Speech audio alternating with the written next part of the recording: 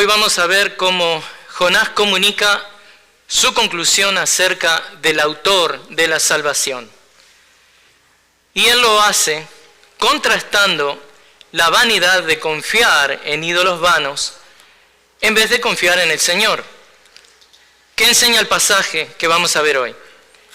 Vamos a estar viendo Jonás capítulo 2, de los versículos 8 al 10.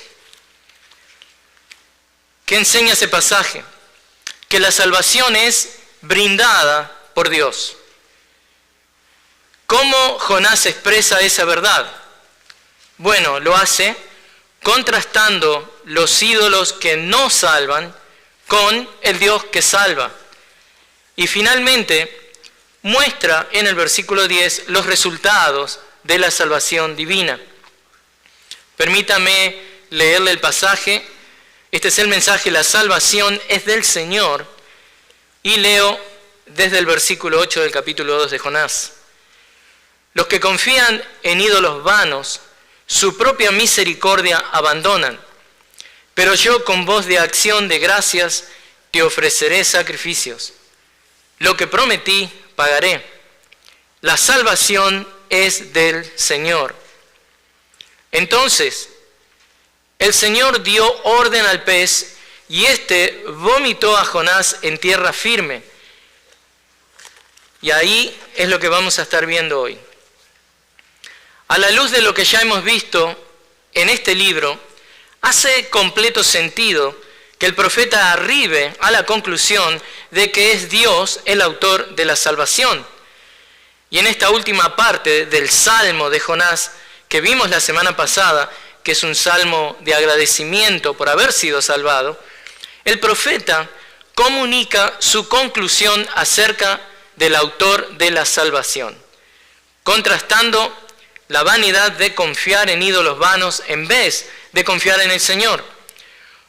Uno de esos ídolos vanos era este carácter nacionalista de Jonás, que tomó forma de actitud racista o preferencia étnica, provocando su huida cuando se le había encomendado la misión de ir a Nínive con el mensaje de salvación. Él lo que hizo fue giró 180 grados en dirección contraria, en dirección opuesta a la indicada por Dios. En cambio, ahora el profeta se rinde ante la realidad abrumadora de la soberanía divina. Dios había sido el iniciador de la salvación de los ninivitas al enviar al profeta desobediente, y Dios también había sido el iniciador de la propia salvación de Jonás al disponer del gran pez que tragara a Jonás a modo de preservarle la vida. Por eso hoy veremos que Jonás 2, del 8 al 10, nos asegura que la salvación pertenece a Dios, desalentándonos a confiar en ídolos vanos y alentándonos con la certeza de la salvación brindada por Dios. Esto lo veremos siguiendo el pasaje y viendo en el pasaje 3 argumentos brindados por el profeta, explicando por qué la salvación es del Señor. ¿Cómo lo argumenta él? Versículo 8, los ídolos vanos alejan al pecador del Salvador. Ese es el punto número 1. Punto número 2 y segundo argumento de que la salvación es del Señor, Jonás nos muestra que el Salvador acerca al pecador a sí mismo. Como verán, es todo lo contrario. Los ídolos vanos alejan al pecador de Dios, en cambio el Salvador mismo acerca al pecador a sí mismo, a Dios. Y el versículo 10, que va a ser nuestro punto número 3, nos muestra que el Salvador no solamente trae al pecador hacia él, no solamente le salva, sino que lo asegura. El Salvador asegura al pecador. Comencemos entonces con el punto 1. Los ídolos vanos alejan al pecador de Dios. Dice el versículo 8, los que confían en ídolos vanos, su propia misericordia abandonan. La pregunta es, ¿a quién se está refiriendo Jonás con los que confían en ídolos? ¿A quién se refiere? ¿Es una referencia general que incluye a todos los pecadores? ¿Está hablando de los marineros que acaba de dejar en el barco? ¿O se está refiriendo al pueblo de Israel, que es la audiencia a quien él le está escribiendo en el siglo 8 a.C.? Entonces, veamos las distintas posibilidades. ¿A quién le está escribiendo Jonás esto? Los que confían en ídolos vanos, que aplica también a nosotros. Veamos la audiencia. Comencemos por la audiencia, apuntando a los israelitas quienes durante siglos habían tenido problemas con la idolatría. Jonás les deja claramente señalado que estos ídolos que no existen nada pueden hacer para aliviar el problema de los israelitas. Y es llamativo ver que luego de tantos siglos de idolatría, este terrible pecado es desarraigado de la nación. ¿Gracias a qué? Gracias a todos los años que vivieron en cautiverio. Una vez que Israel vuelve del cautiverio, la idolatría ya no es un problema. Pero la idolatría era el pecado más prevalente en Israel desde su salida de Egipto hasta esos tiempos del siglo 8 a.C. En otras palabras, a Israel le queda justa esta reprensión de que tienen que huir de la idolatría. Porque fue la idolatría la que permitió que cayeran en el cautiverio, impidiéndole al pueblo que se beneficiara de la misericordia de Dios. Así como Jonás alcanzó la salvación a través de Dios y no de ídolos, los israelitas debían aprender lo mismo. Y obviamente es cierto de nosotros. La salvación no viene a través de ídolos que nosotros nos forjemos. La salvación no viene a través de un Dios que querramos nosotros manufacturar, crear en nuestra propia mente. La salvación viene del Dios de la Biblia. Los ídolos alejan al pecador de Dios. Veamos ahora si es que Jonás se está refiriendo a los marineros. Veamos si puede ser que Jonás está hablando de los marineros. Puede ser que el profeta haya tenido en mente a los marineros, quienes vanamente invocaron a sus dioses, conforme trataban de salvarse en el barco. Recuerdan, decía el versículo 1:5, que los marineros tuvieron miedo y cada uno clamaba a su Dios, Dios con minúscula. Aunque lo que Jonás no sabe al momento de hacer la oración que está haciendo, recuerden que estamos viendo a Jonás orando desde el vientre del pez, lo que él no sabe es que luego de que estos paganos idólatras lo arrojaran a Jonás al agua, las cosas cambiaron completamente en la vida de estos hombres paganos. En el caso de los marineros, claramente vemos que luego de ser salvados por Dios, ¿qué es lo que pasa en sus vidas? Ellos irrumpen en adoración a Dios. El versículo 1, 15 y 16, capítulo 1, 15 y 16, nos recuerda que luego de que el mar cesa en su furia, aquellos hombres temieron en gran manera al Señor y ofrecieron un sacrificio al Señor y le hicieron votos. Así que es muy probable que no se esté refiriendo Jonás a los marineros. Veamos si Jonás se está refiriendo a él mismo o a Israel. Y la pregunta acá es, ¿a quiénes se está refiriendo Jonás? Con los que confían en ídolos. Eso es lo que estamos viendo en estos momentos. Porque estamos viendo que, dado que la salvación pertenece a Dios, los ídolos vanos alejan al pecador de Dios. ¿A quién se refiere Jonás con los que confían en ídolos?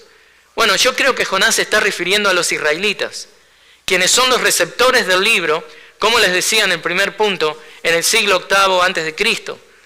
La frase escrita en el versículo 8 capta lo que es la transición del abatimiento y la súplica de clemencia del profeta a la firme resolución del mismo. Vemos un cambio bien marcado en el profeta. Es como que él lo tomó para sí. Los que confían en ídolos vanos, su propia misericordia abandonan. Eso es lo que él escribe. Y evidentemente él también se lo aplicó a sí mismo. Este versículo parece una referencia a los israelitas, a quienes Jonás está representando en este libro. Porque recordemos que el problema constante, y que era como una plaga para los israelitas, era la infidelidad de ellos hacia Dios, hacia el pacto que tenían con Dios. Por lo tanto, Jonás inserta esta importante transición, al menos como advertencia y como aviso a los israelitas. Tengan cuidado, parece estar diciendo que los que abandonan su lealtad a Dios se arriesgan a perder. La palabra que se usa en el original es Gesed, que es esa misericordia de Dios, esa bendición incondicional de parte de Dios. O sea, no se refiere a que el idólatra olvida su pacto o su fidelidad con su Dios. No, lo que él está diciendo es que dado que la idolatría aleja al idólatra del Dios verdadero, llevándolo a la situación de que se pierde las bendiciones de Dios. Entonces lo que le estoy diciendo es, específicamente se pierde la misericordia y el cuidado especial que Dios tiene por su pueblo. Y esto nos puede pasar a nosotros también, aún como creyentes verdaderos, salvados. Si permitimos que nuestro pecado y si permitimos que ídolos que hacemos en nuestra mente, en nuestra vida, se apoderan de nuestra manera de vivir, nosotros nos alejamos de lo que es el Gesed de Dios, la misericordia de Dios, las bendiciones de Dios. Y esa palabra en hebreo, Gesed, es traducida como, miren, lealtad, obligación conjunta, amor leal, bondad, favor, hermosura. ¿Quién no quiere tener todo esto derramado en su vida? Y esto es lo que Dios hace con cada uno de los que son sus hijos, cada día. Pero si seguimos en búsqueda de ídolos vanos que armamos en nuestro corazón y en nuestra mente, estamos dejando a un lado esa bendición que Dios tiene para nosotros. Es como que somos aquellos que confiamos en ídolos vanos y ¿qué hacemos? La propia misericordia de Dios abandonamos. Nos ponemos en un lugar donde Dios no nos puede bendecir. Algunos lo entienden como la posibilidad, este Gesed, esta misericordia mostrada por Dios, algunos lo entienden como una persona que está en una posición superior, que actúa de forma favorable y benévola con otra persona u otra entidad que está en una posición inferior. Y eso exactamente describe nuestra relación con Dios. Nosotros dependemos de Él 100%. En otras palabras, Jonás les está advirtiendo a la audiencia judía del siglo VIII, esta audiencia que está leyendo su carta, que los ídolos vanos alejan al pecador de Dios. Y esto, hermanos, no es solamente algo que dice Jonás, esto está confirmado por las palabras del profeta Jeremías, quien advierte a los israelitas de las terribles consecuencias de abandonar la misericordia de Dios por correr detrás de ídolos vanos. Escuchen cómo dice Jeremías, cómo lo explica en Jeremías 2, versículos 12 y 13. Espántense, oh cielos, por esto, y tiemblen, queden en extremo desolados, declara el Señor. Porque dos males ha hecho mi pueblo. Escuchen lo que sigue. Me han abandonado a mí, fuente de aguas vivas, y han cavado para sí cisternas agrietadas que no retienen el agua. Mire, usted abandona a Dios y lo que está haciendo literalmente es tratar de autoabastecerse de cisternas vacías, cisternas que no retienen agua. Llámele cualquier cosa que usted persiga en la vida al punto de convertirse en un ídolo en su corazón. Y Jonás les está recordando a los israelitas que Dios mismo es su Gesed. No son las bendiciones de Dios nuestra misericordia, es Dios mismo nuestra misericordia, es su persona, es el hecho de que podemos tener una relación personal con este Dios amoroso, misericordioso, poderoso. Jonás les está recordando a los israelitas algo que el Salmo 144:2 enseña. Misericordia mía y fortaleza mía. Misericordia mía. Esta misericordia, Dios, es mía, porque Dios es mío. ¿Por qué? Porque yo soy de Dios, pertenezco a Él. Y dado que estoy en esa misericordia de Dios, recibiendo esas bendiciones de Dios, Dios me está fortaleciendo. Así que yo creo que el profeta Jonás, quien se ha inspirado del libro de Salmos, ¿se acuerda que lo vimos? Él mismo está escribiendo un salmo.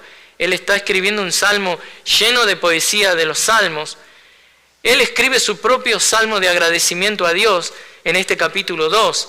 Y él está haciéndose eco del Salmo 31, versículos 6 y 7, que dice esto: aborrezco a los que confían en ídolos vanos, pero yo confío en el Señor.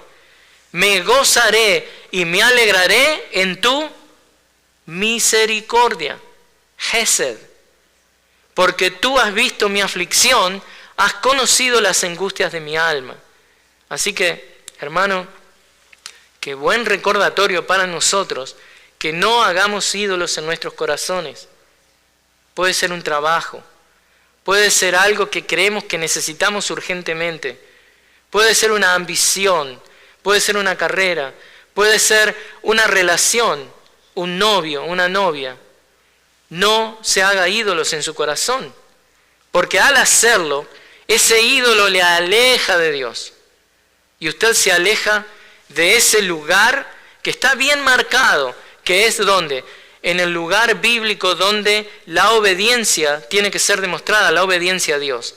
De nada sirve que usted tenga la cabeza llena de conocimiento si luego dice, sabiendo que Dios me pide esto, pero yo tengo un ídolo en mi corazón, en mi mente que me está pidiendo otra cosa, y me voy del lugar donde Dios me va a bendecir. Abandono mi Gesed. No abandone la misericordia de Dios. Esos ídolos vanos alejan al pecador de Dios.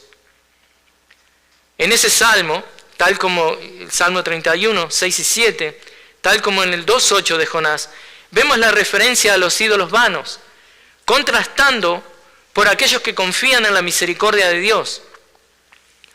Hablemos un poco de ídolos modernos. Los ídolos vanos, como vemos, alejan al pecador del Salvador. Pero el Nuevo Testamento identifica, por ejemplo, a la avaricia y la codicia como idolatría.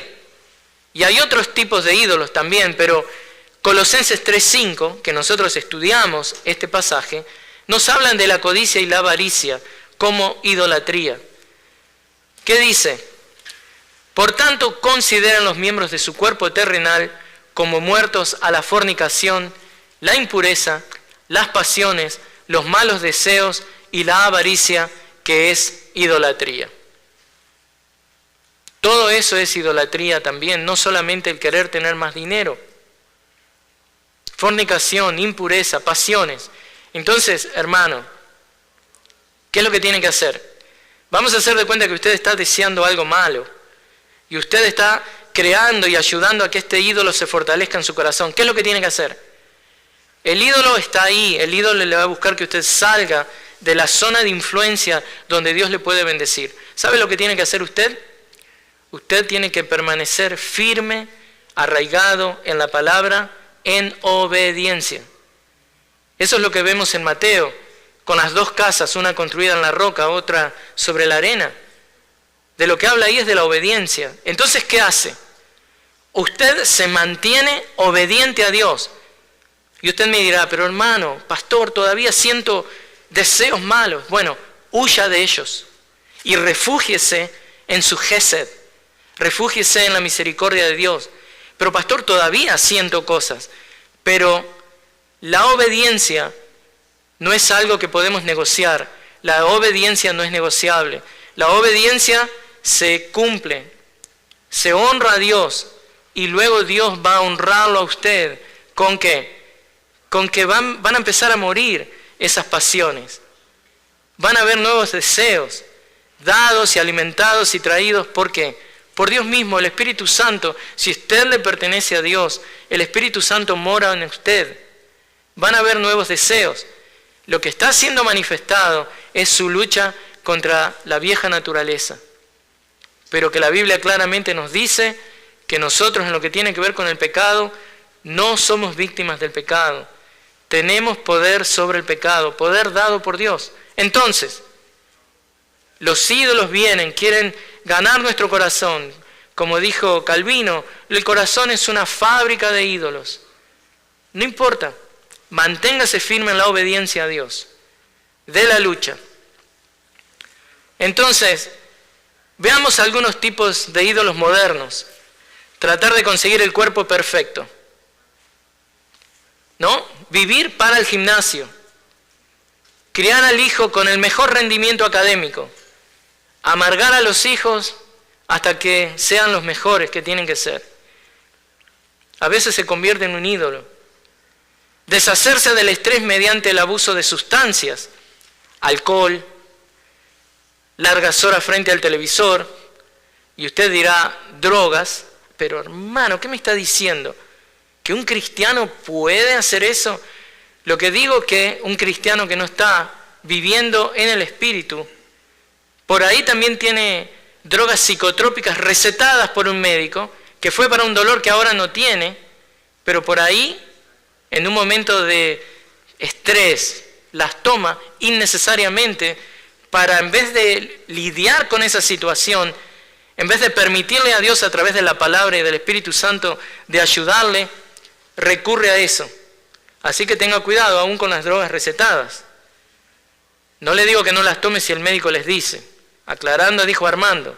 Simplemente estoy diciendo que no abuse de eso cuando surge una vicisitud, una prueba en su vida. Largas horas frente al televisor, también esa puede constituirse en un ídolo. Es todo lo que hacemos. Necesitamos tener la mente en algo, entretenidos. O el teléfono, o la computadora. Pero puede ser cualquier otro emprendimiento o actividad a la que dedique usted todo su esfuerzo, independientemente de la calidad de vida que éste le proporcione, e independientemente también si Dios está de acuerdo y contento contigo en lo que estás haciendo. Estos son todos ídolos que no rescatarán tu vida a la hora de la verdad. Un ídolo es cualquier cosa que quieras conseguir o que creas que necesitas y que sustituye a Dios. Y Jonás dice que si eriges ídolos como tus salvadores, abandonas cualquier esperanza de amor fiel. Si buscas ídolos cuando necesitas misericordia, has abandonado el amor fiel de Dios. Pero alabado sea Dios, que el Salvador, sabiendo eso de nosotros, ¿cómo nos salvó? ¿Pidió permiso? No, estábamos muertos en nuestros delitos y pecados. Él tuvo que salir a resucitarnos, Él tuvo que ir a darnos nuestra fe, Él tuvo que llamarnos. Y ahora también, alabado sea Dios, que el Salvador acerca al pecador a sí mismo. Y eso lo vemos en el segundo punto, en el versículo 9.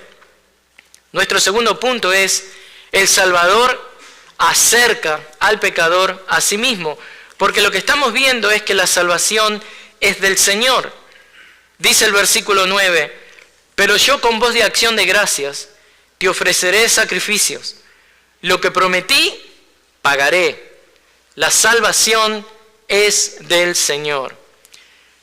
Miren, hermanos, este versículo no solamente se convierte en el clímax del libro, sino que en un sentido es la clave interpretativa del mismo.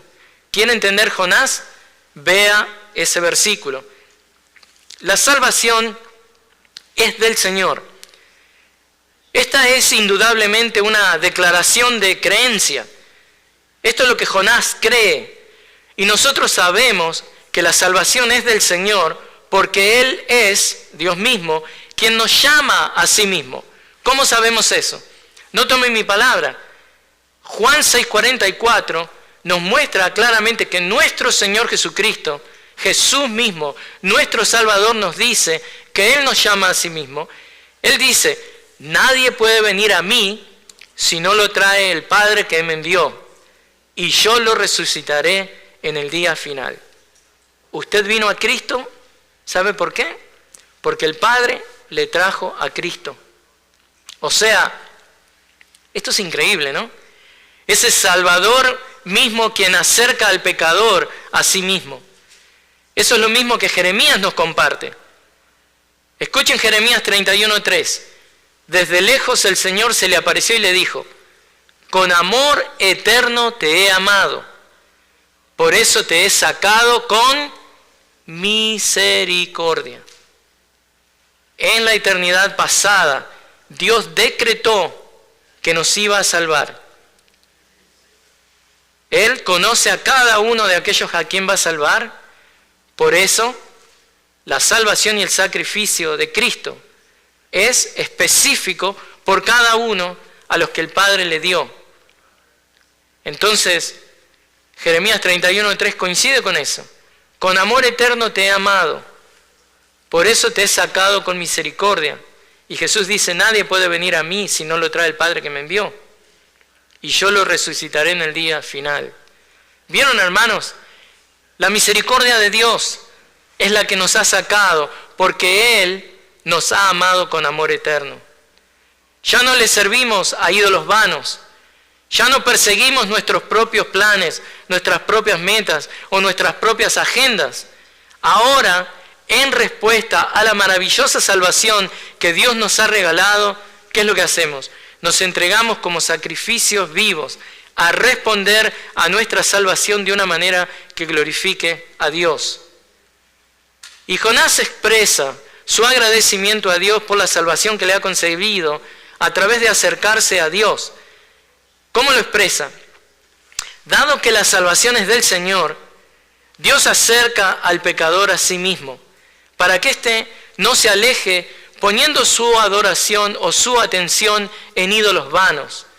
Jonás nos muestra nuevas acciones que ahora él, como todo pecador que Dios ha acercado a él mismo, va a ejecutar ahora como resultado de su acercamiento a Dios. ¿Qué es lo que dice Jonás ahí en el versículo 9?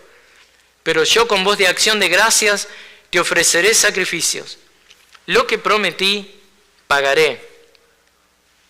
Esto nos habla de que de la misma manera, cualquier pecador es acercado por Dios a su presencia a través de ¿qué? A través de la salvación que le es concedida, y éste expresará esa nueva relación con el Dios del cielo en respuesta a su salvación. Entonces, ¿cómo lo hace?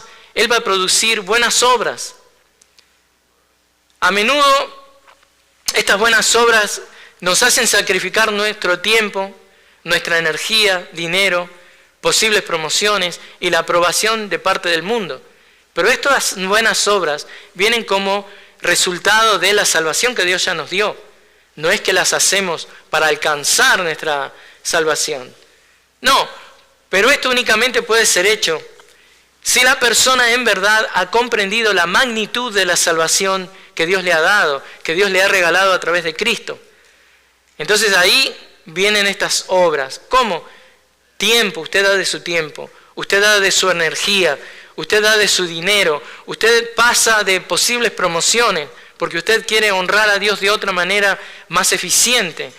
Usted, por ejemplo, no busca ya la aprobación del mundo. No me importa lo que me digan familiares inconversos. Yo voy a hacer la voluntad de Dios. Dios salva al pecador para acercarlo a sí mismo, y Dios no espera que muramos para que sintamos esa cercanía de su presencia, sino que Él espera que esta cercanía la estemos disfrutando viviendo una vida de obediencia en la fe. Dios no quiere que esperemos nosotros a que, bueno, una vez que muera, ahí sí estoy con Dios, me siento cerca de Dios. No, Dios quiere que lo hagamos ahora, de este lado de la eternidad. Esta cercanía, ¿cómo se disfruta? Viviendo una vida de obediencia en fe, disminuyendo nuestra atracción hacia las cosas temporarias, y disminuyendo nuestra atracción a las atracciones del mundo. Y Pablo explica esto muy bien cuando exhorta a los tesalonicenses con las siguientes palabras. Les leo 1 de Tesalonicenses capítulo 6, versículos 8 al 11. Miren lo que dice Pablo. ¿Cómo vivir adorando a Dios en esta vida?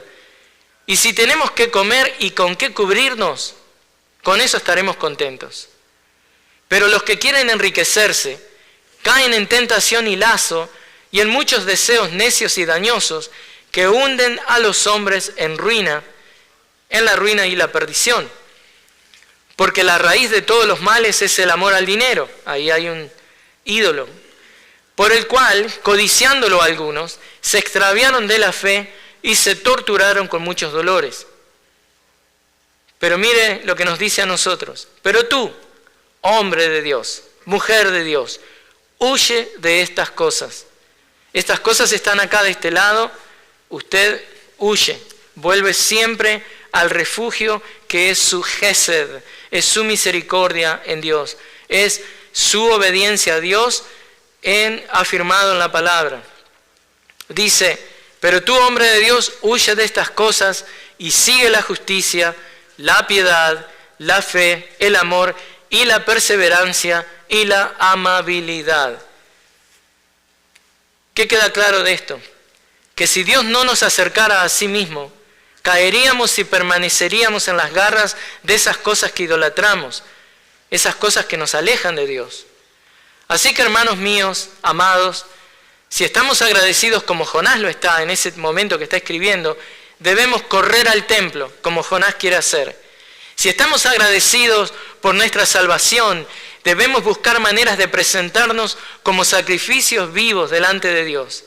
Debemos buscar maneras de presentarle sacrificios a Dios.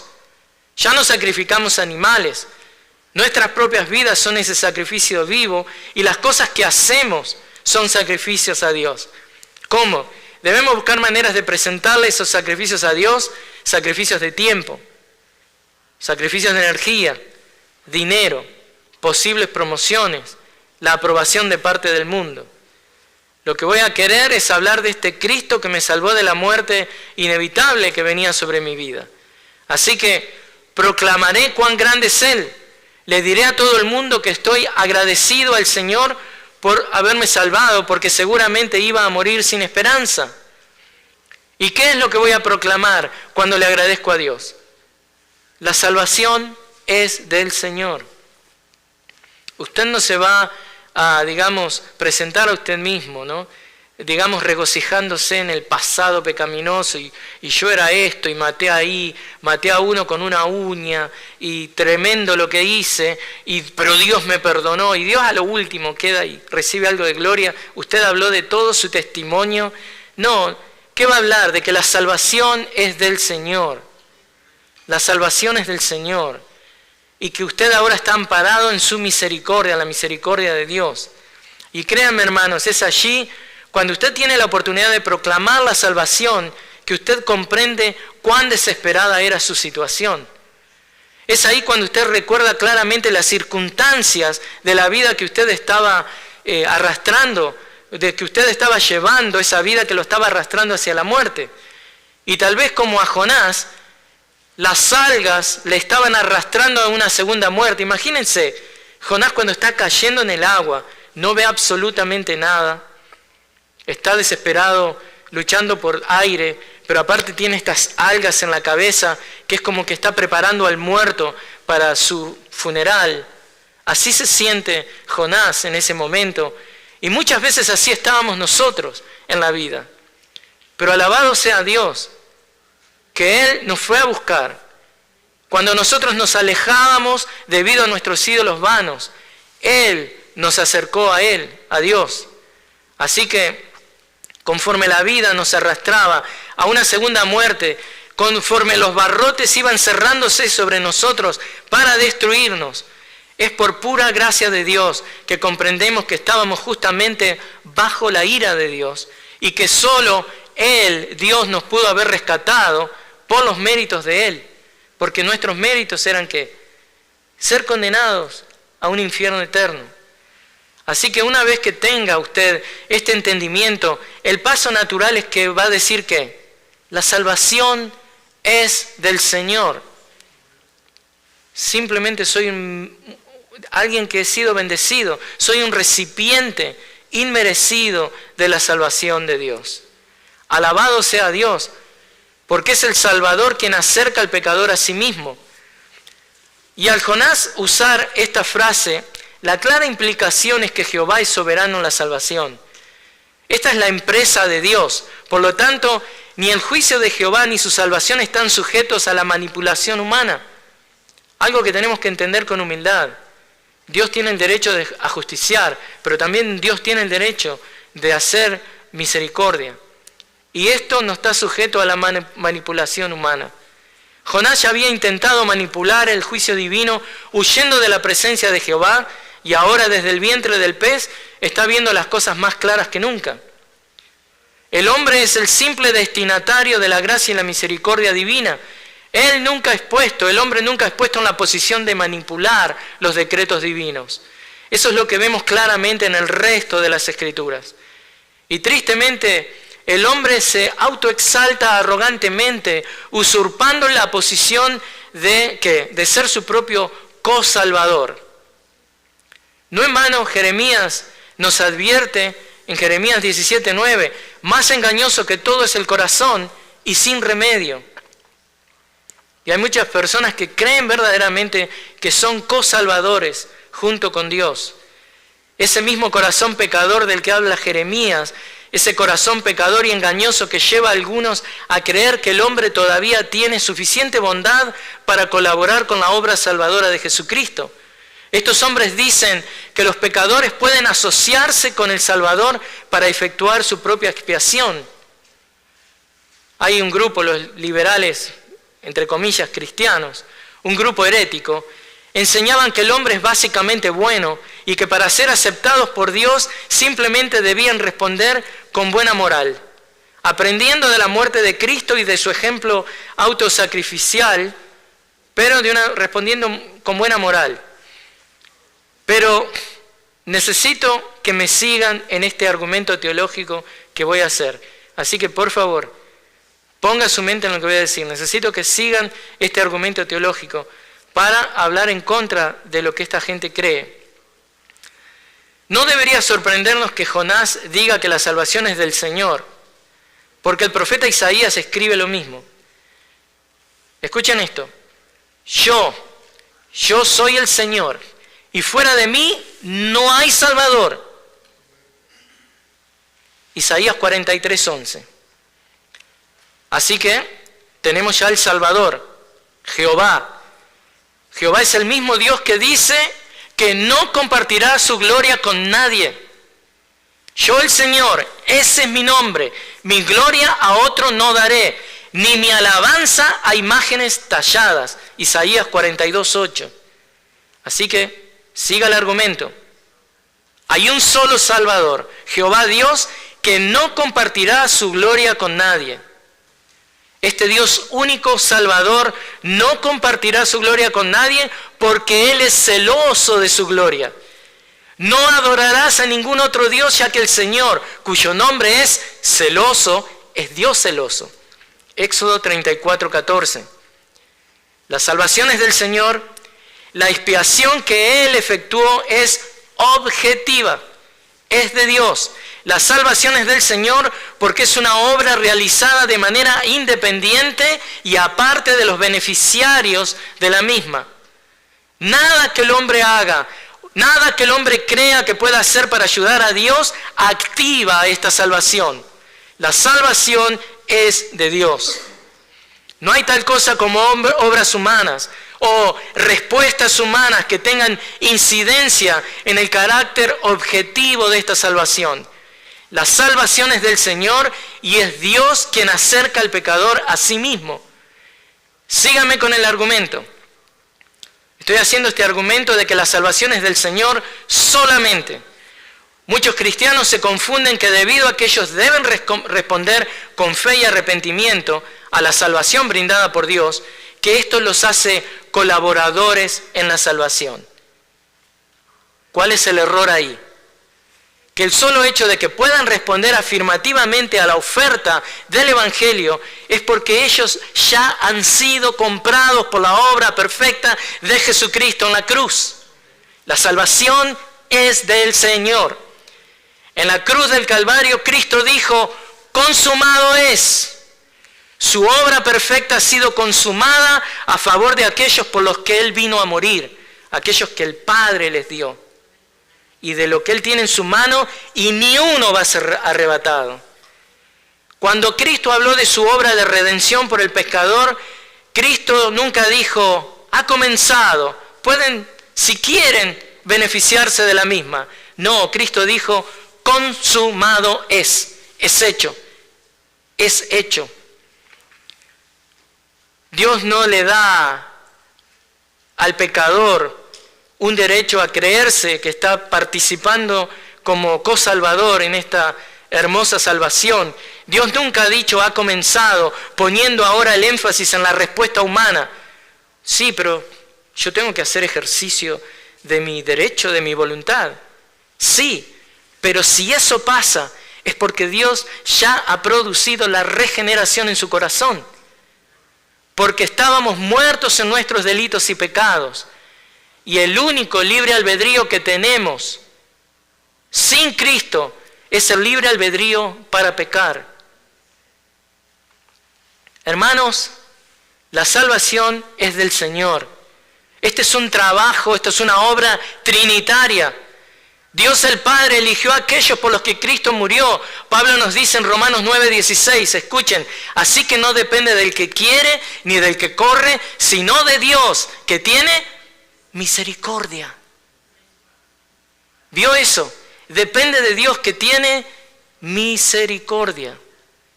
Recuerde lo que dijo Jonás en el 2:8, los que confían en ídolos vanos, su propia misericordia abandonan. No la misericordia de ellos hacia Dios, sino la misericordia de Dios hacia ellos. No haga ídolos en su corazón, haciendo de Dios un Dios pequeño y un Dios que es susceptible a los caprichos de sus criaturas. No cree a un Dios a su imagen y semejanza, a imagen y semejanza del hombre. La salvación es del Señor y es trinitaria porque es aplicada por el Espíritu Santo. Juan 3:8, el viento sopla por donde quiere y oye su sonido, pero no sabes de dónde viene ni a dónde va. Así es todo aquel que es nacido del Espíritu. John MacArthur dice esto: la salvación es del Señor y por tanto se ha realizado perfectamente por Él hace 2000 años y es ajena a aquellos que cosecharán sus bendiciones divinas. Usted es un beneficiario. Usted no es un coparticipante en la salvación que Dios le ha dado. Así que para cerrar mi argumentación, espero haberles demostrado claramente y desde algunas escrituras por qué decimos que la salvación es del Señor.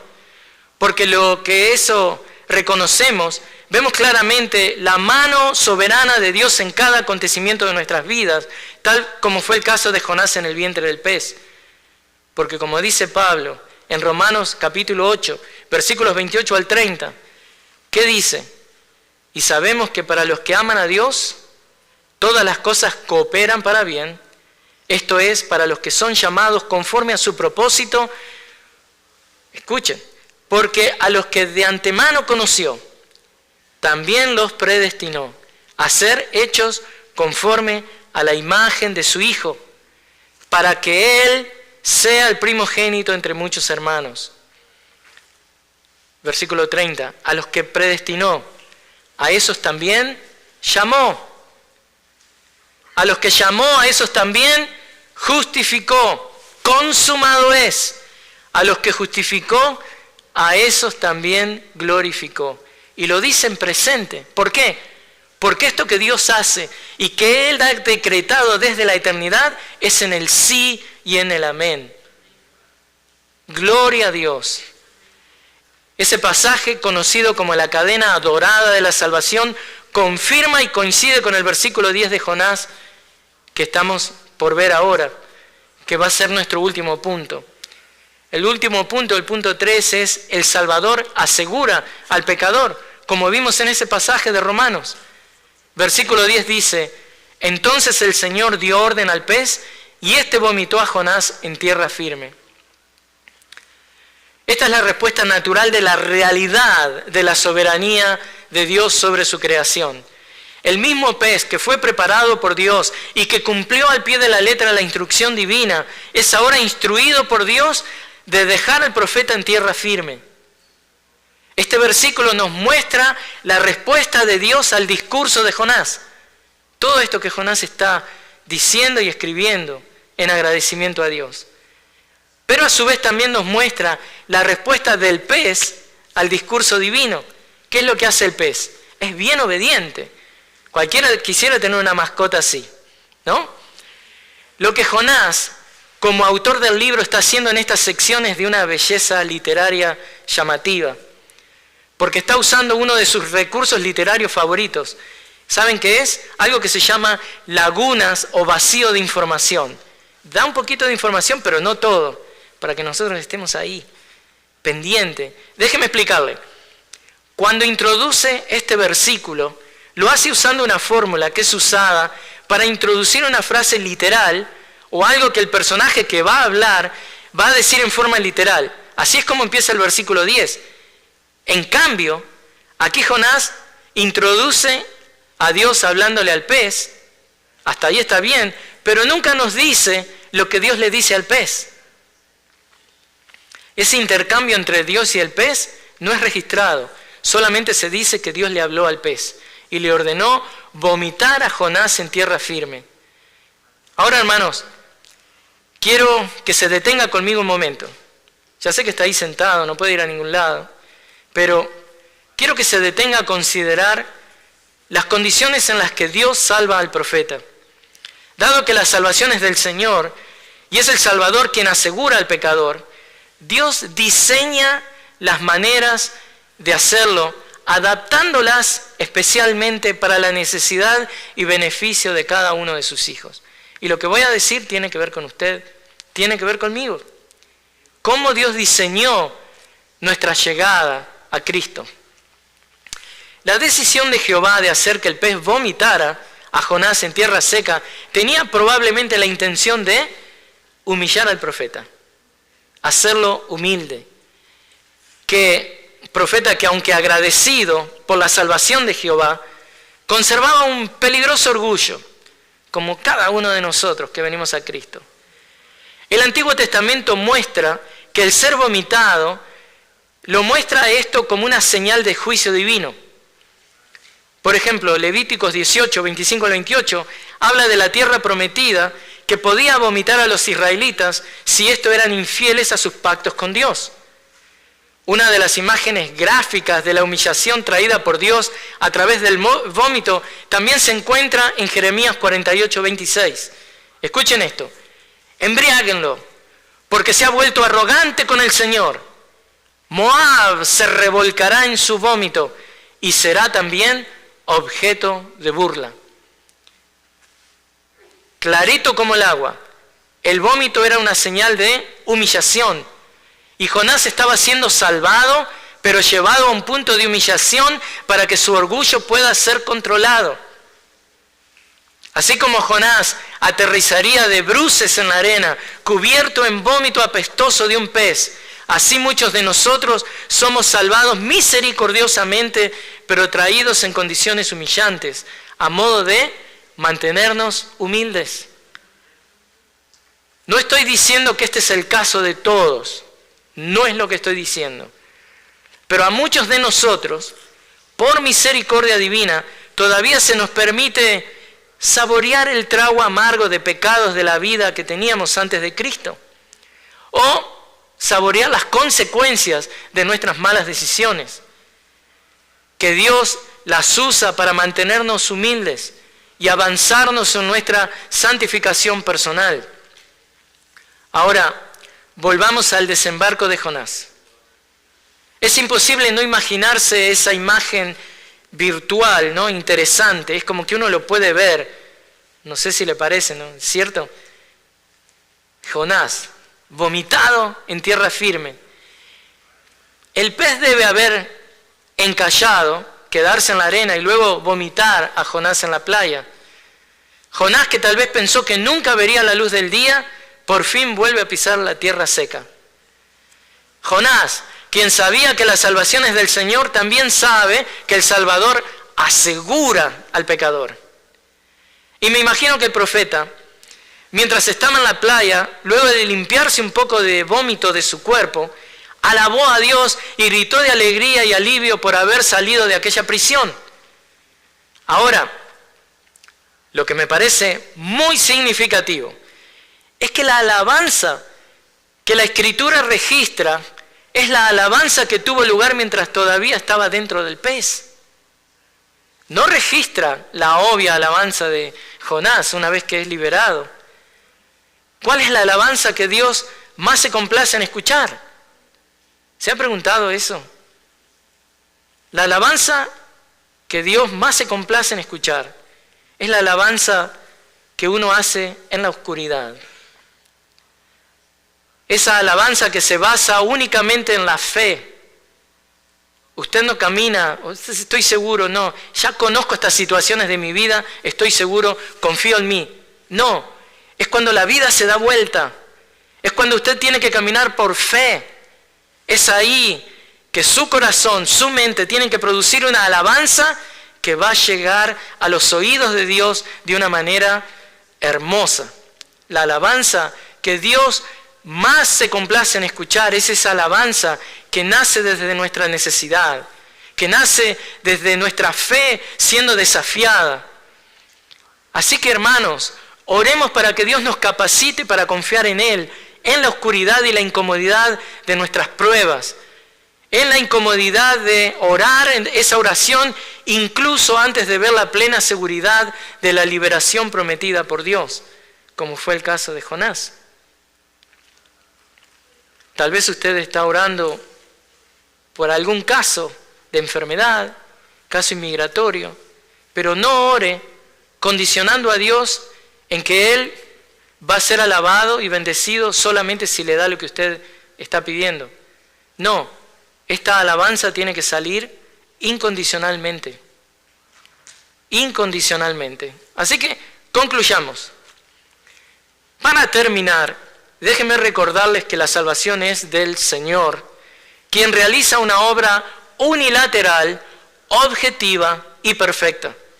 Esta salvación no es un accidente o una posibilidad vaga brindada a los hombres que desean beneficiarse de ella haciéndose copartícipes. No, las buenas obras o la presunción errónea de que debemos coparticipar con Dios en nuestra salvación es simplemente una ofensa a la persona divina de Cristo. Debemos recordar que los ídolos vanos alejan al pecador del Salvador y muchas veces esos ídolos vanos son nuestras ideas erróneas acerca de Dios, que lo ven como un Salvador imperfecto e incompleto que nosotros tenemos que ayudar. La historia de Jonás en el vientre del pez es una ilustración clara de que es Dios, el Salvador, quien acerca al pecador a sí mismo. Y es ese mismo Dios quien es el autor único y perfecto de nuestra salvación, quien dijo, consumado es. Lo que claramente comunica que el Salvador es quien asegura al pecador. ¿Cómo responder entonces a esta verdad maravillosa? Si es inconverso, si usted no tiene a Cristo en esta tarde, usted debe confesar sus pecados a Dios, pedirle perdón y aceptar por fe el perdón que Dios le concede y le extiende a través de la obra perfecta de Cristo. Y si usted es creyente, usted debe responder honrando a Dios con su vida y extendiendo esta invitación de reconciliación con Dios al mundo inconverso que lo rodea, en su trabajo, en la escuela, donde sea, en el mercado. Usted debe ser como Jonás en el capítulo 3 que vamos a ver la semana que viene, cuando él es finalmente comisionado nuevamente por Dios y él va a Nínive con las buenas noticias de parte de Dios. Usted honre a Dios yendo con las buenas noticias del Evangelio de Cristo al mundo perdido que lo rodea. Esa es la manera aceptable de que usted debe responder a este Evangelio, que es que obra divina, la salvación es del Señor. Oremos. Señor, te damos gracias por tu palabra, rogándote que nos ayudes a ser fieles a la misma y bendícenos, Señor, en lo que resta de este servicio. Te agradecemos, Señor, en el nombre de Cristo. Amén.